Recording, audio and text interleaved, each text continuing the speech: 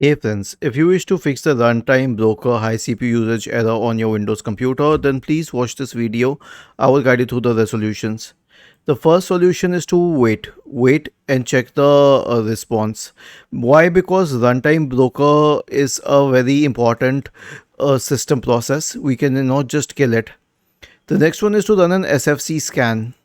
Search for command prompt in the Windows search bar and click on Run as Administrator in the right pane. Type the command sfc space / scan now and hit enter to invoke the sfc scan.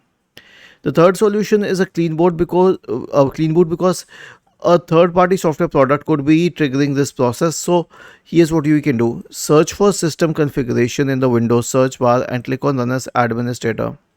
Select services, select hide all Microsoft services. If any of the service is checked, click on disable all, apply, OK, and then restart your computer. And lastly, disable startup apps. Search for Task Manager in the Windows search bar and open Task Manager. Now go to the startup apps column, check it by status, and it will show all the enabled apps at the top. Check which ones are absolutely necessary and which ones are not. Okay, for example, this one is not, so right click and disable it. We basically have to disable all the unnecessary startup apps. Now when you reboot your system after this, these apps will not run in the background. So this is the maximum you can do to solve the problem. If it does not, then you can wait. Was this helpful? If yes, then please subscribe to the channel. If not, then let us know in the comment section of the video on how we could help you further. Thank you for watching this video and have a nice day.